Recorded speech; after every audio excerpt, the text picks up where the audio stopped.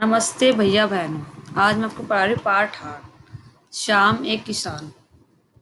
देखिए बेटा, इसको शाम एक किसान किसने लिखा है? ये देखिए, ये कविता ये लिखी है सर्वेश्वर दयाल सक्सेना। इसका मैं इनका जीवन परिचय बताती हूँ। ये सक्सेना जी का जन्म 15 सितंबर सन 1927 में उत्तर प्रदेश के बस्ती जिले में हुआ। ये अपने समय के बहुत ही प्रसिद्ध साहित्यकार और कवि थे। कविताओं के अलावा इन्होंने बाल साहित्य, नाटक और कहानियां भी लिखी। उनकी कृति को कई अन्य भाषाओं में अनुवाद हो चुका है। इनकी प्रमुख रचनाएं खूंटियों पर टंगे लोग, पागल कुत्तों का मसीहा, बकरी, बतूता का जूता है, खूंटियों पर टंगे लोग काव्य संग्रह के लिए इन्हें सन 1983 में साहित्य अकादमी पुरस्कार से सम्मानित किया गया। ठीक है बेटा। अब देखो हम कविता पढ़ते हैं। एक किसान के ऊपर है। देखिए बेटा, शाम एक किसान, आकाश का साफा बांध कर।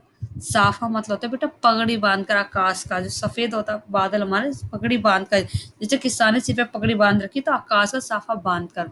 सूरज की चिलम खींचता बैठा है पहाड़, घुटनों पर पड़ी है नदी, चादर सी दहक रही है, चादर सी पास ही दहक रही है। पलाश के जंगल की अंगीठी, अंधकार दूर पर में सिमटा बैठा है, सिमटा बैठा भेड़ों के गले सा।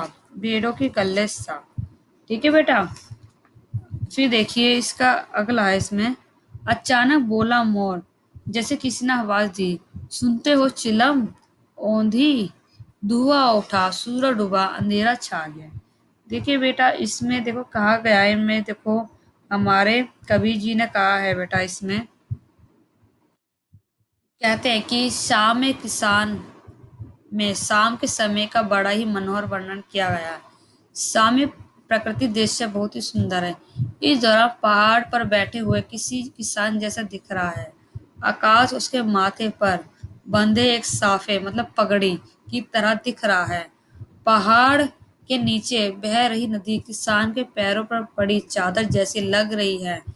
प्लास के पेड़ों पर खिले लाल फूल किसी अंगीठी में रखे अंगारों की तरह दिख रहे हैं।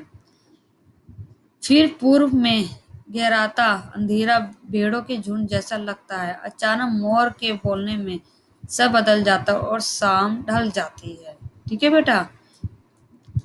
शाम के समय पहाड़ पर किसी बैठे हुए किसान की तरह दिख रहा है। आसमान का बेटा वर्णन किया गया है कि आसमान कैसा लग रहा है। ठीक है बेटा। प्लास के पेड़ों पर खिले लाल पुष्प कवि को अंगीठी में जलते अंगारों की तरह दिख रहा है। पूर्व में फैलता अंधेरा सिमटकर बैठी हुई भेड़ों की तरह प्रतीत हो रहा है। पश्चिम दिशा में मौजूद सुरम चिलम में रखी आग तरह लग रहा है। चारों तरफ मनभावक शांति छा गई है। ठीक है बेटा। चारों तरफ मतलब छाई शांति के बीच अचानक एक मोर बोलता है, मानो कोई पुकार रहा हो, सुनते हो? फिर सारा दृश्य किसी घटना में बदल जाता है, जैसे सूरज की चिलम किसी ने उलट दी हो, जलती आग बुझने लगी हो, धुआं उठने लगा हो। असल में जब सूरज डूब रहा हो तो चारों तरफ अंधेरा छाने लगता है। आप देखते हो जब शाम के टाइम में सूरज ढलने लगता है तो अंधेरा छाने लगता है चारों तरफ।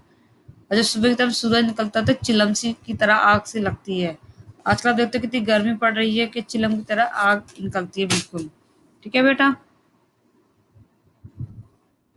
देखिए कठिन शब्द देखिए आप। साफा मतलब सिर पे बांधने वाली पगड़ी, चिलम हुक्के के ऊपर रखने वाली वस्तु, चादर से चादर के समान, दहक रही मतलब जल रही है, फ्लास मतलब एक प्रकार का वृक्ष जिस पर लाल रंग के फूल लगते हैं, सिमटा मतलब दुबका हुआ, गले से मतलब समूह के समान, औंधी मतलब उल्टी हुई। ठीक है बेटा। कठिन शब्द आपको याद करने हैं, उत्तर पुस्तिका में लिखना है। ठीक है बेटा। कविता भी लिखनी है आपको। धन्यवाद।